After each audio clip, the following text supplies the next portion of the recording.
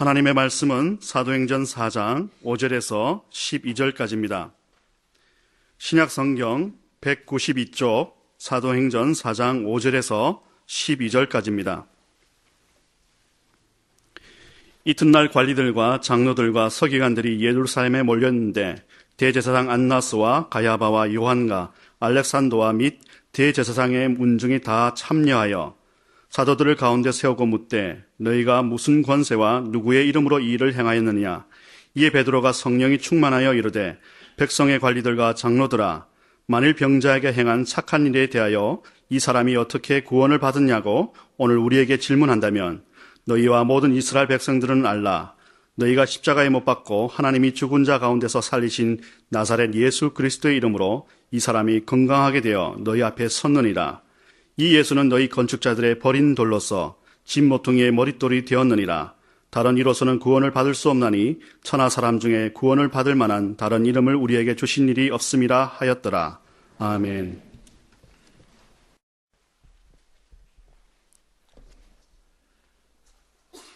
인간의 삶은 취함과 버림으로 이루어지고 있습니다. 인간은 자기에게 유익하다거나 가치가 있게 여겨지는 것을 추구하는 반면에 그 반대의 것은 미련 없이 버린다는 의미입니다. 인간의 사람 관계도 물론 이와 같습니다.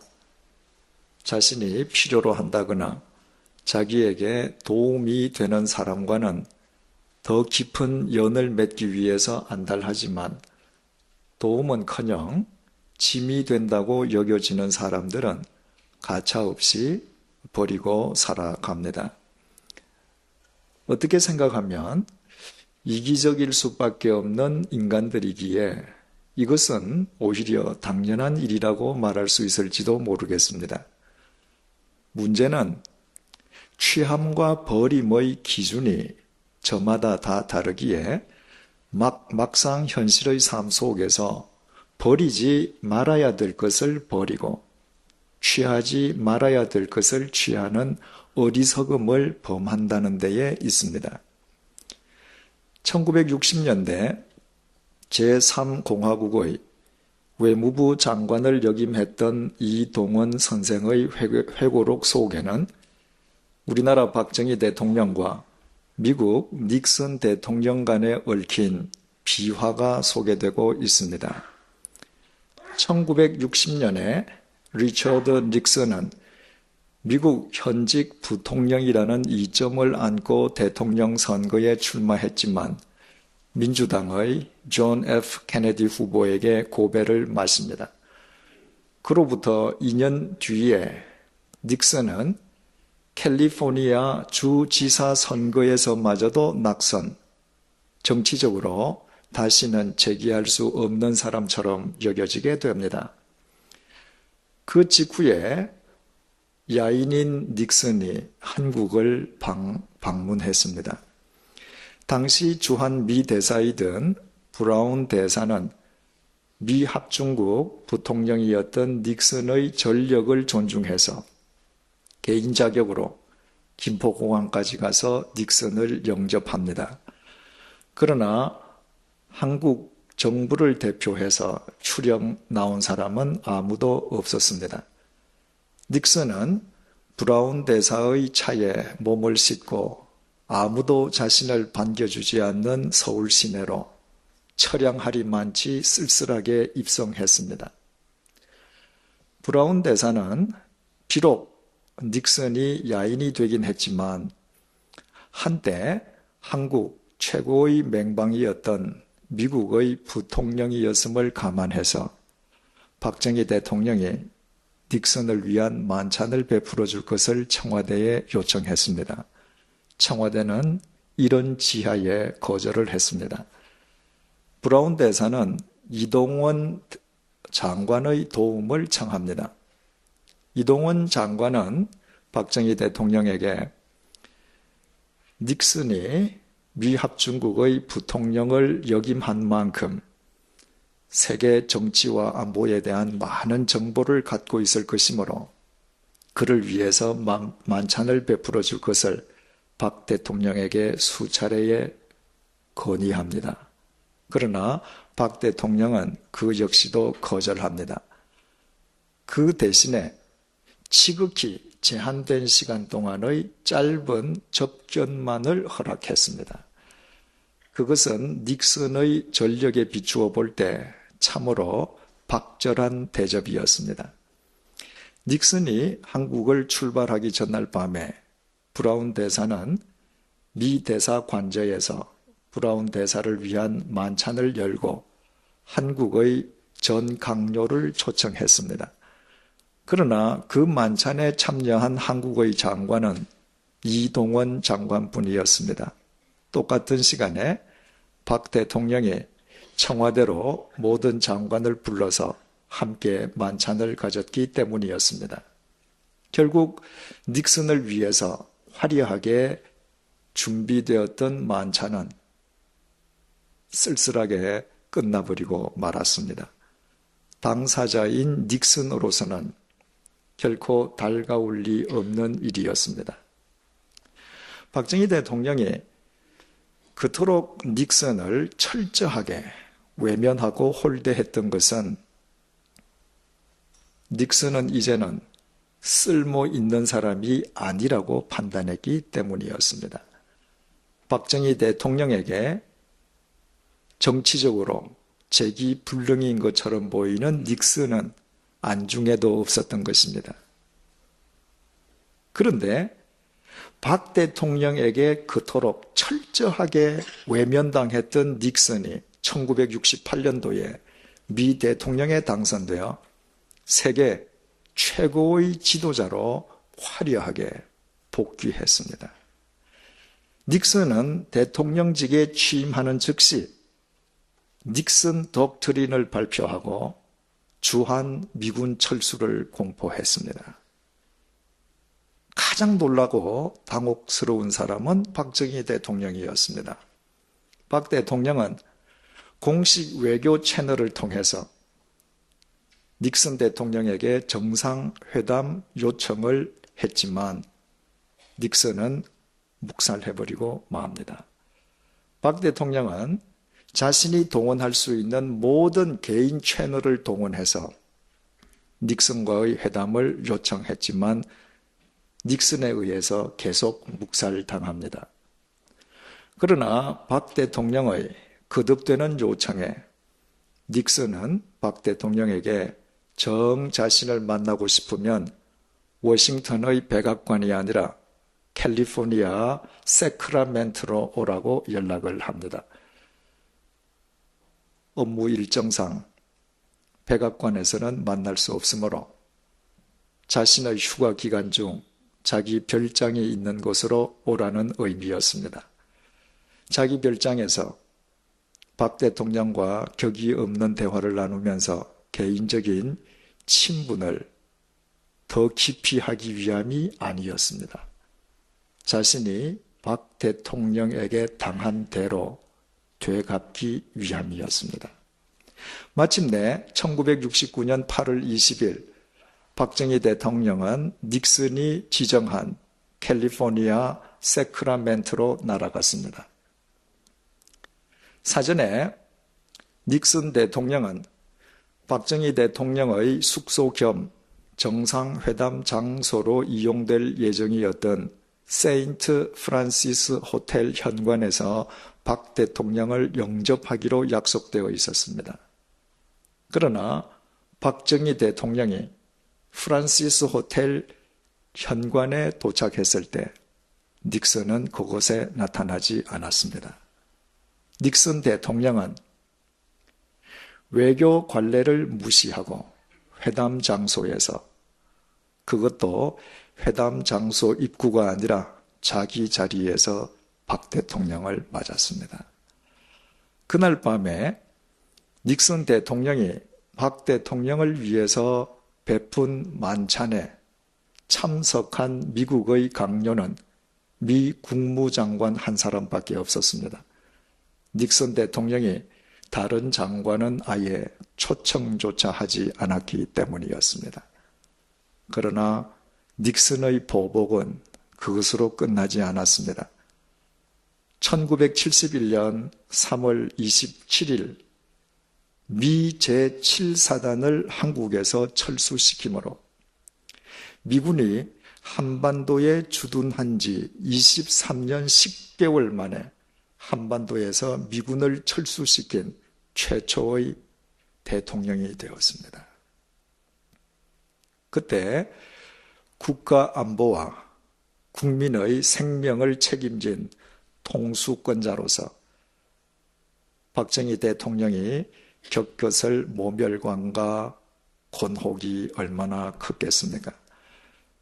그리고 그 이후에 박정희 대통령이 자주 국방에 주력했던 심정을 10분 이해할 수 있습니다. 만약 박정희 대통령이 야인으로 방한한 닉슨을 그토록 철저하게 외면하고 홀대하지 않았던들, 그를 마음속으로부터 지우고 버리지 않았던들, 대통령이 된 닉슨으로부터 박 대통령 개인적으로나 우리나라 국가적으로나 당하지 않을 수모를 겪은 것이었습니다. 한 나라의 지도자로 선출될 사람을 한순간 버린 결과가 이처럼 엄청나다면 하물며 하나님께서 보내신 구원자를 버린 결과야 두말에 무엇하겠습니까? 지금부터 3000년 전 다윗은 골리앗을 격파하고 블레셋의 침공으로부터 이스라엘을 구해내었습니다. 하지만 그로 인해 다윗을 라이발로 간주한 사울 왕의 칼날을 피해서 다윗은 오랜 기간 동안 피신 생활을 해야만 했습니다. 하지만 사울이 다윗을 죽이려 해서나 도리어 사울 자신이 죽고 사울 왕이 죽이려고 했던 다윗은 하나님에 의해 이스라엘 왕으로 세워졌습니다. 그때 다윗이 불렀던 노래가 시편 118편으로 알려지고 있습니다. 그 중에서 22절, 23절의 내용이 이렇습니다. 건축자가 버린 돌이 집 모퉁이의 머릿돌이 되었나니 이는 여호와께서 행하신 것이요 우리 눈에 기이한 바로다. 여기에서 건축자란 사울 왕을, 그리고 건축자가 버린 돌은 다윗 자신을 일컫습니다. 사울 왕은 자기 자신을 이스라엘 왕국의 건축자로 여기고 있었습니다. 이스라엘 왕국 건설에 관한 한 자기를 능가하는 건축가는 있을 수 없다는 자부심 속에서 살았습니다. 그렇기에 주의 만류에도 불구하고 집요하게 다윗을 죽이려고 했습니다. 소위 건축가 전문적인 관점에서 볼 때에 자기보다 더 신실하고 자기보다 하나님에게 더 충직한 다윗은 도움이기는커녕 오히려 자기 왕국의 걸림돌이라 간주했기 때문입니다. 사울 왕은 오직 다윗 한 사람을 죽이기 위해서 무려 3000명에 이르는 특공대를 구성하고 이스라엘 전역을 샅샅이 훑고 다녔습니다. 삼권을 장악한 사울 왕이 그토록 다윗을 죽이기 위한 집념을 불태웠다면 다윗의 죽음은 시간 문제 아니겠습니까? 그러나 사울 왕이 버린 그 다윗을 하나님께서 취하시고 하나님께서는 그 다윗을 이스라엘 집 모퉁이의 돌, 즉 이스라엘 나라의 주춧돌로 삼으셨습니다. 다윗의 그 올곧은 믿음, 흔들림 없는 중심, 수정처럼 맑은 그 영혼을 주춧돌 삼아 이스라엘을 세우신 것입니다. 사울 왕이 수단과 방법을 가리지 않고 다윗을 죽이려고 하는 상황 속에서 하나님께서 행하시지 아니하셨다면 결코 있을 수 없는 일이었습니다. 이 사실을 누구보다도 다윗 자신이 잘 알기에 다윗은 건축자의 버린 돌이 집 모퉁이의 돌이 되었나니 이는 여호와께서 행하신 것이라고 하나님을 찬양하지 않을 수 없었던 것입니다. 그리고 3000년이 지난 오늘날에도 이스라엘의 국기에는 다윗의 별이 그려져 있습니다. 다윗의 그 믿음을 주춧돌 삼아 이스라엘이 건국되었다는 고백에서입니다. 그 다윗 때로부터 1000년이 지나서 예수님께서 이 땅에 오셨습니다. 유대교 지도자들은 예수님을 배척하는 것으로 그치지 않고 아예 예수님을 죽이려고 했습니다. 이에 예수님께서는 마태복음 21장에서 악한 농부의 비유를 통해서 그들의 잘못을 지적하신 뒤에 마태복음 21장 42절을 통해 이렇게 말씀하십니다. 너희가 성경에 건축자들이 버린 돌이 모퉁이의 머릿돌이 되었나니 이것은 주로 말미암아 된 것이요 우리 눈에 기이하도다 함을 읽어본 일이 없느냐. 예수님께서는 구약 성경에 기록되어 있는 다윗의 식구를 그대로 반복하셨습니다. 여기에서 건축자는 유대교 지도자들을 건축자가 버린 돌은 예수 그리스도, 당신 자신을 뜻하고 있습니다.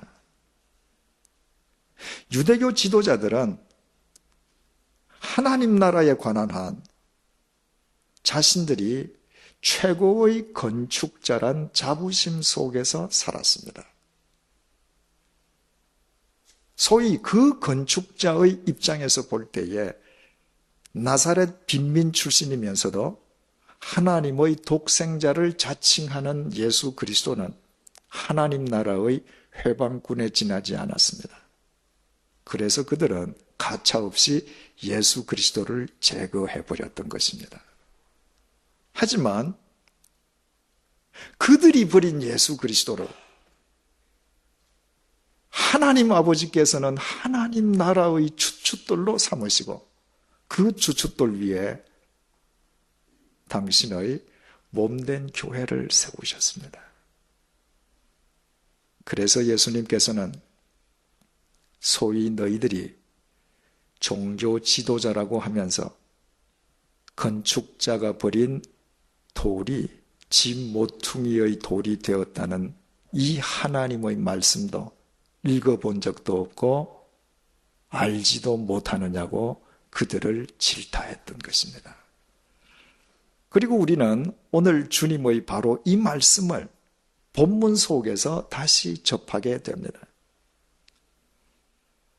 성전 미문 앞에서 구걸하던 선천성 안전뱅이가 일어나서 걷게 된 것과 관련해서 베드로와 요한이 솔로몬의 행각에서 설교하고 있을 때 느닷없이 유대교 지도자들이 나타나서 두 사도들을 구금해버린 이야기는 지난 시간에 우리가 살펴보았습니다.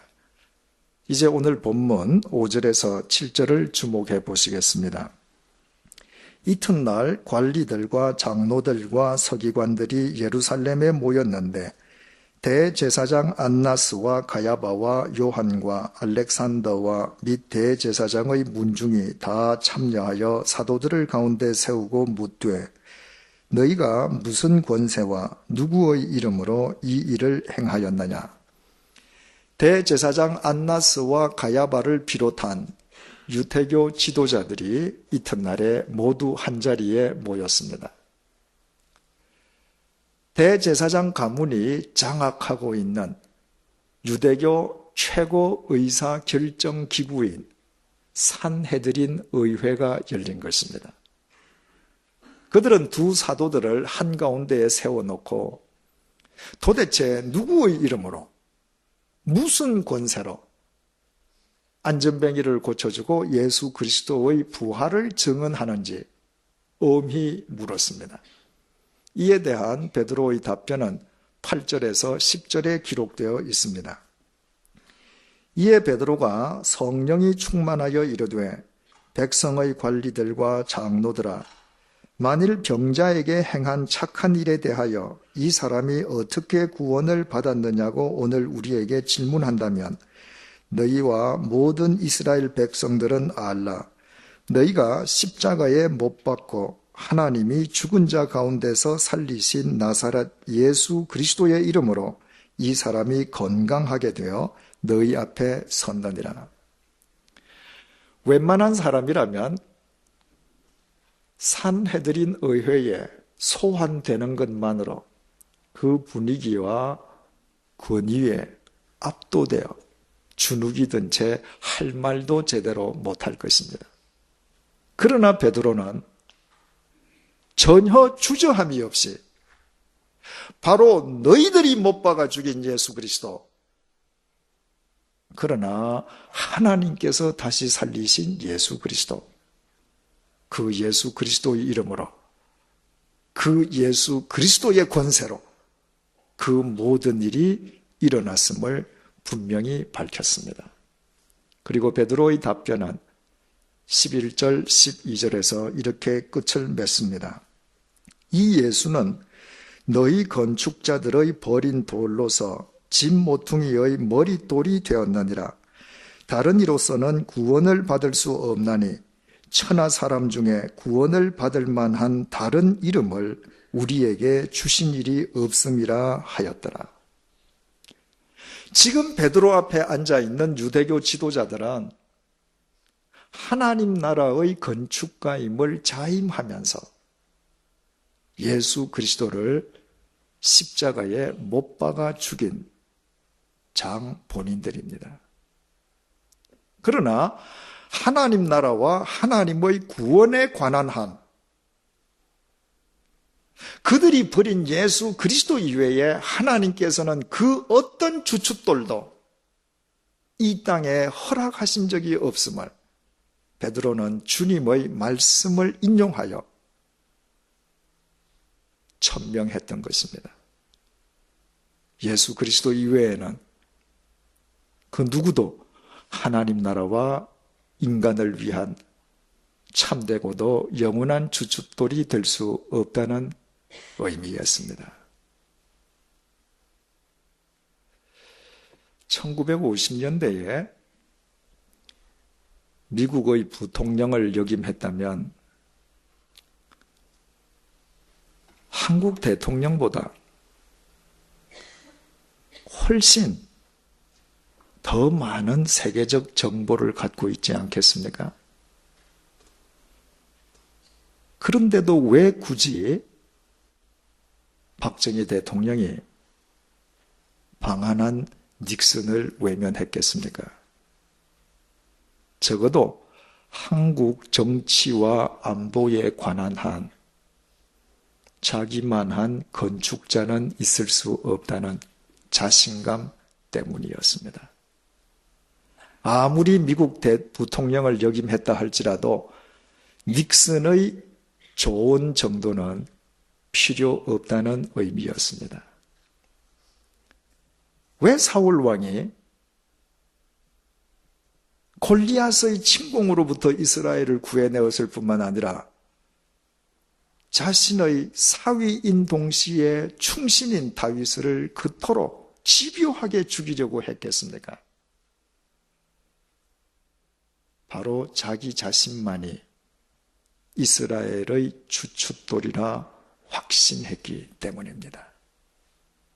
왜 유대교 지도자들이 이 땅에 오신 예수 그리스도를 버리고 십자가에 못 박아 죽였겠습니까? 하나님 나라에 관한 한 자신들 이외의 주춧돌은 있을 수 없다는 자기 확신 때문이었습니다. 우리는 여기에서 대단히 중요한 공통점을 하나 발견하게 됩니다. 인간은 스스로 자신이 똑똑하다고 여길수록, 자기가 가진 것이 많다는 자만에 빠져 있을수록, 자기보다 더 높은 자가 없다는 교만에 처해 있을수록 자기 스스로 자기 인생의 주춧돌이 되려 한다는 것입니다. 그러나 과연 인간의 주춧돌이 될 수 있는 것입니까? 닉슨을 철저하게 외면했던 박정희 대통령은 대통령이 된 닉슨에 의해서 철저하게 보복당했습니다. 뿐만 아니라 그분은 자신의 충복이었던 중앙정보부장의 총에 피살되고 말았습니다.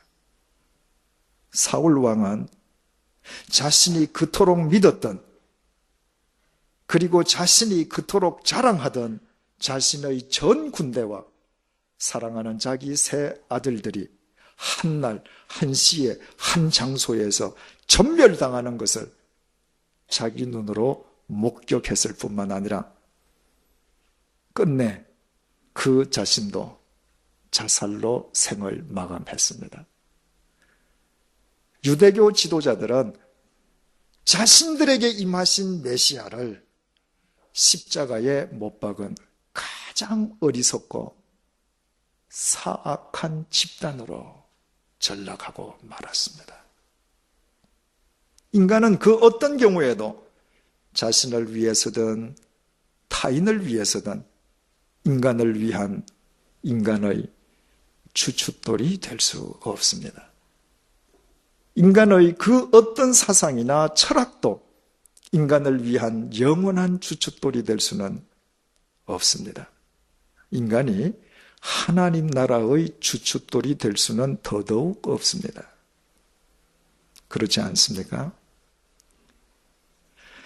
죽음을 코끝에 달고 다니는 이 유한한 인간이 대체 그 누구의 주춧돌이 될 수 있으며 어떻게 하나님 나라의 주춧돌이 될 수 있겠습니까? 오직 죽음을 깨트리고 부활하신 예수 그리스도, 그분만 하나님 나라와 인간의 영원한 주춧돌이 되십니다. 심히 안타까운 사실은 많은 그리스도인들이 주님을 믿는다라고 고백은 하면서도 삶의 현장에서는 주님을 버리고 살아간다는 것입니다. 우리의 가정과 우리의 가족 관계는 어떻습니까?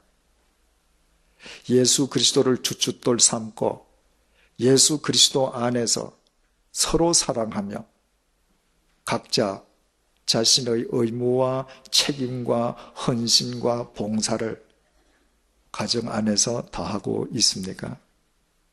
만약 아니라면 우리는 예수 그리스도를 이 교회의 주춧돌로만 인식하고 있을 뿐 우리 가정에서는 예수님을 버리고 사는 자들에 지나지 않습니다. 우리 일터의 주춧돌은 또 무엇입니까? 만약 예수 그리스도가 아니시라면 우리는 일터에서도 예수 그리스도를 버리고 사는 자들입니다. 예수 그리스도를 버리고 살기에 내가 욕망하는 바를 더 빨리, 더 크게, 더 많이 성취할 수는 있습니다. 그러나 영원하신 예수 그리스도를 주춧돌 삼지 않고 성취한 모든 것은 어느 날 불현듯 성수대교처럼 무너지고 맙니다. 자기 스스로 자기 인생의 주춧돌로 삼았던 그 유명한 기업들이, 그 유명한 집단들이, 그 유명한 개개인들이 하루아침에 성수대교처럼 무너져 내리는 것을 우리는 매일 언론을 통해서 확인하고 있지 않습니까? 오직 예수 그리스도만이 우리의 영원한 주춧돌 될 수 있음을 인간의 역사와 교회의 역사는 동시에 우리에게 증명해주고 있습니다. 혹 주님의 말씀을 쫓아 주님을 위해 살았음에도 불구하고 누구보다도 주님을 중심으로 살았음에도 불구하고 그로 인해 오히려 주위 사람으로부터 소외당하거나 따돌림을 받고 계시는 분이 계십니까? 그렇다면 우리 오늘 본문 속의 베드로를 다시 들여다보십시다. 베드로는 구절의 자기 고백처럼 예수 그리스도를 위해 착한 일, 선한 일을 하다가 유대교 지도자들로부터 집단적으로 따돌림을 당하고 있습니다. 그러나 베드로는 결코 낙담하거나 절망하지 않습니다. 오히려 베드로는 베드로전서 2장 19절에서 20절을 통해서 이렇게 증거하고 있습니다. 부당하게 고난을 받아도 하나님을 생각함으로 슬픔을 참으면 이는 아름다우나 죄가 있어 매를 맞고 참으면 무슨 칭찬이 있으리요. 그러나 선을 행함으로 고난을 받고 참으면 이는 하나님 앞에 아름다우니라. 우리가 주님을 위해 살기 때문에 주님 때문에 버림받고 고난받는다면 그것은 아름다운 일이라고 베드로는 단언하고 있습니다. 어떻게 그것이 아름다운 일일 수 있습니까? 주님을 섬기다가 주님 때문에 버림받는 바로 그곳에 세상이 버린 예수 그리스도께서 그와 함께 해주시기 때문입니다. 내가 주님 때문에 세상으로부터 버림받는 것은 세상이 버린 예수 그리스도와의 유대와 연대를 더 깊이 하는 것이기에 믿는 자에게 그보다 더 아름다운 일은 없다고 베드로는 확신에 차서 일러주고 있습니다. 사랑하는 교우 여러분, 물거품보다 더 허망한 나의 욕망을 주춧돌로 삼던 어리석음을 버리십시다. 그 욕망을 위해 예수 그리스도를 버리던 우리의 우둔함을 버리십시다. 그 대신 우리의 이 두 손으로 예수 그리스도를 우리 인생의 주춧돌로 삼기 위해 우리 자신을 버리십시다. 닉슨은 박정희 대통령에게 당했던 대로 보복했지만 우리 주님께서는 결코 보복하시지 않습니다. 오히려 우리가 그분을 버렸음에도 불구하고 그분은 이 시간도 우리 인생의 주춧돌이 되어주시기 위해 말씀으로 우리를 찾아와 주셨습니다. 박 대통령에게 보복을 가했던 닉슨 대통령은 워터게이트 사건으로 인해 미 대통령직에서 사임하는 최초의 수치스러운 대통령으로 기록되었지만 우리 주 예수 그리스도께서는 영원하신 하나님의 우편에서 영원한 부활주로 계십니다. 우리가 그분을 우리 인생의 주춧돌로 삼기만 하면 우리의 인생은 그분 위에서 영원한 집으로 세워질 것입니다. 그 증거가 어디에 있느냐고요?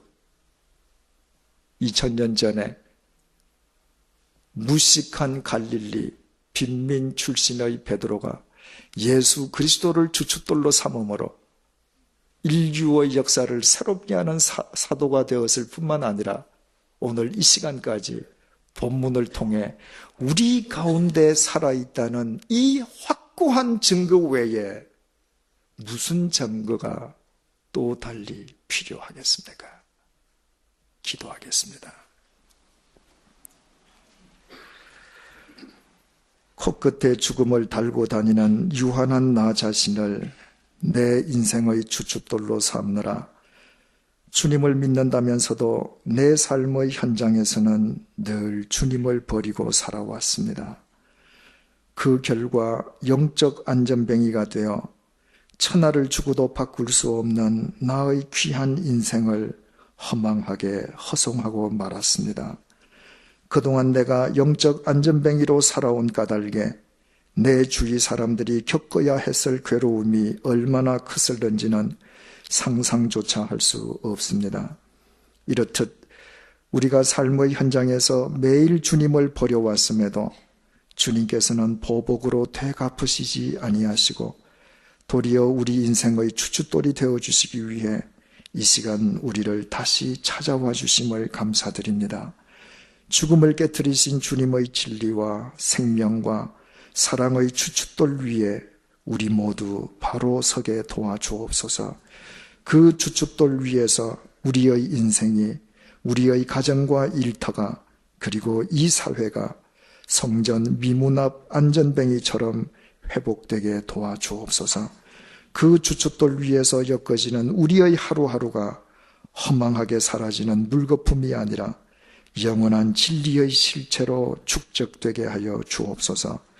주님의 말씀을 쫓아 살려다 도리어 사람들로부터 소외된 자가 있으면 오히려 주님과의 연대가 더욱 깊어짐으로 인해 감사하게 하시고 주님을 주춧돌로 삼은 그 인생을 통해 진리의 빛이 더 크고 밝게 빛나게 하여 주옵소서. 이제부터 주님을 우리 인생의 주춧돌로 삼은 우리 모두 버릴 것과 취할 것을 바르게 분별하는 지혜로운 그리스도인으로 살아가게 하여 주옵소서. 예수님의 이름으로 기도드립니다. 아멘.